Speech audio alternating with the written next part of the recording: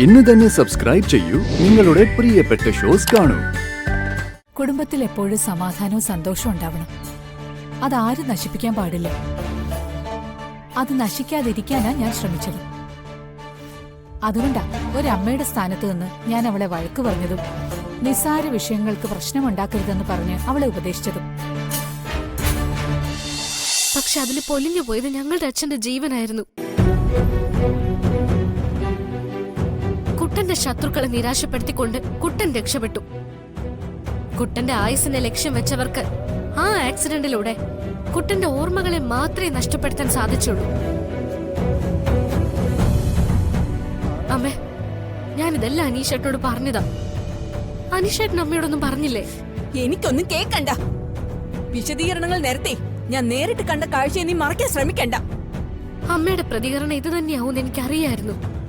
അതുകൊണ്ടാ ഞാൻ നേരിട്ട് വന്നത്. അമ്മ ഒരു കാര്യം മനസ്സിലാക്കണം.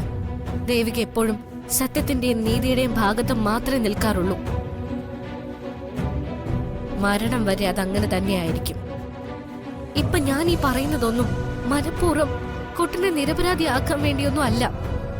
അമ്മയുടെ മനസ്സിലെ ധാരണകളെ അപ്പാടെ മാറ്റി പുതിയത് കുത്തിത്തിരികാനും അല്ല. സത്യം തെളിയിക്കണമേ, അതിനു വേണ്ടിയുള്ള അന്വേഷണത്തില ഞാനും. അമ്മ, ഈശ്വരൻ അതിനു വേണ്ടി ചില വഴികൾ എന്റെ മുന്നിൽ കാണിച്ചു തന്നിട്ടുണ്ട്. അമ്മയ്ക്കറിയോ, കുട്ടന്റെ ജീവൻ ഇപ്പോഴും ഭീഷണിയുണ്ട്.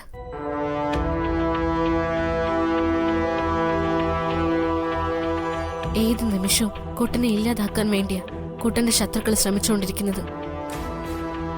അവരതിനു വേണ്ടി നിഴല് പോലെ കുട്ടന്റെ പിന്നാലെ തന്നെയുണ്ട്. അവരെ കുറിച്ച് ചില സൂചനകളൊക്കെ എനിക്ക് കിട്ടിക്കഴിഞ്ഞു. അത് വെച്ച് ഞാൻ അവരെ കണ്ടെത്തും. എനിക്ക് ഉറപ്പാമേ, സിദ്ധുവിന്റെ ജീവന് വേണ്ടി പിന്നാലെ നടക്കുന്നവർ തന്നെയാണ് നമ്മുടെ അച്ഛനെയും കൊന്നത്.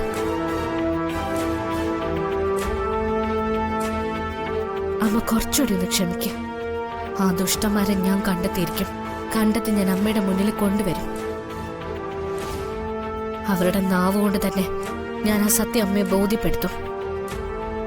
അമ്മയുടെ ചോദ്യങ്ങൾക്ക് അവരെ കൊണ്ട് ഞാൻ മറുപടി പറയിക്കും.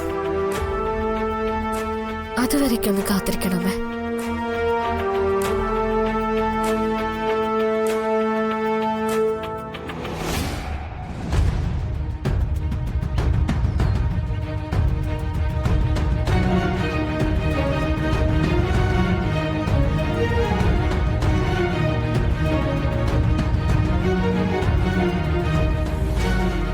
നീ ഞങ്ങളെ മനസ്സിലാക്കിയില്ലെങ്കിൽ, ഞങ്ങൾ പറയുന്നതിൽ കാര്യമുണ്ടെന്ന് തിരിച്ചറിഞ്ഞ് ഞങ്ങളോടൊപ്പം നിന്നില്ലെങ്കിൽ നീ ഈ വീട്ടിൽ ഒറ്റപ്പെടും. ആരാരും ഇല്ലാത്ത അവസ്ഥയിൽ നീ ഇവിടെ തനിച്ചാവും.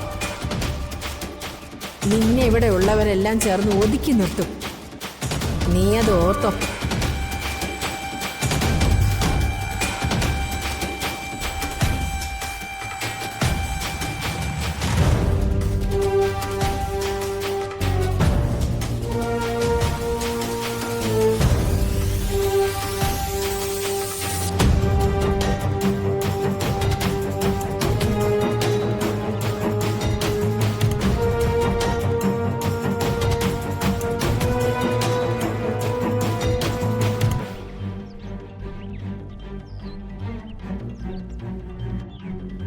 അബി, എന്താ വല്യമ്മേ? നീ എന്തായി ആലോചിക്കുന്നേ? അല്ല, അത് നിന്റെ മുഖം കണ്ടിട്ട് നീ വല്ലാണ്ട് ഡിസ്റ്റർബ് ആണെന്ന് തോന്നി. എന്തു പറ്റി മോനെ? വല്യമ്മ എന്തിനാ ഇന്ന് അഞ്ജിതയെ വഴക്ക് പറഞ്ഞത്?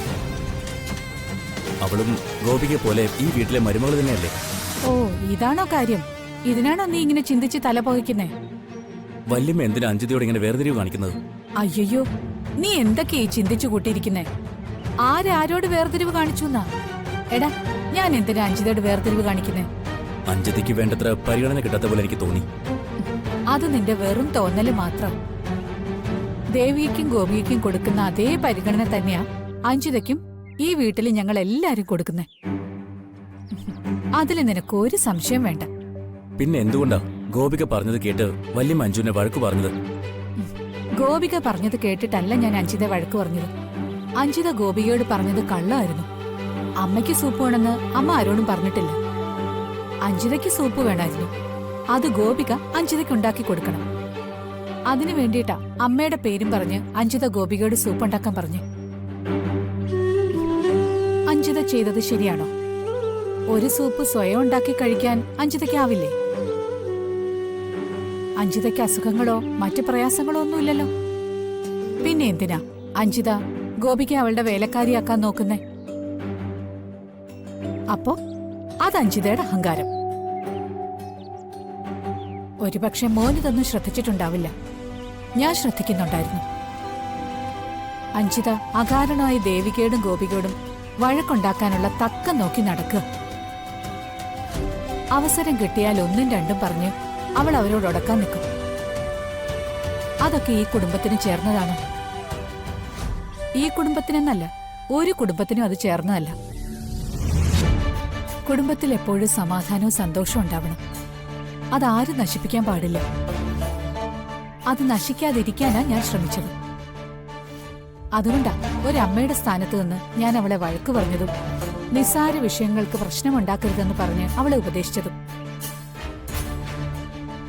എനിക്ക് വേണമെങ്കിൽ ഇതൊക്കെ കണ്ടില്ലെന്ന് നടിച്ചു പോവായിരുന്നു. പക്ഷെ അത് ശരിയല്ല.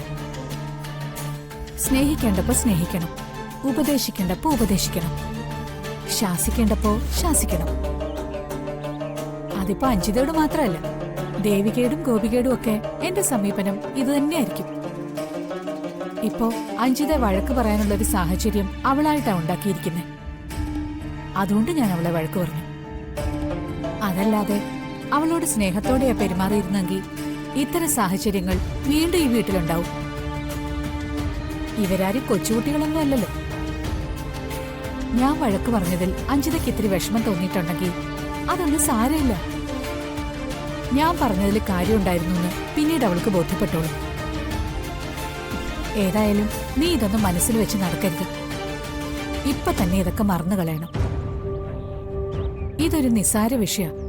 അതിന് ആ പ്രാധാന്യം നീ കൊടുക്കാവൂ. അതുകൊണ്ട് മനസ്സിലെ പ്രയാസമൊക്കെ മാറ്റിവെച്ച് സന്തോഷായിട്ട് നീ ഇരിക്കണം.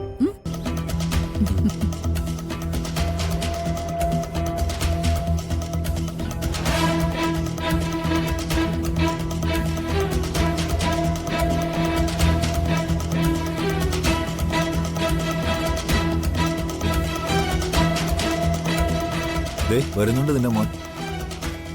ഇനി നമുക്കെതിരെ പുതിയ എന്തെങ്കിലും കണ്ടുപിടിച്ചിട്ടാണോ ഇവന്റെ വരവ്?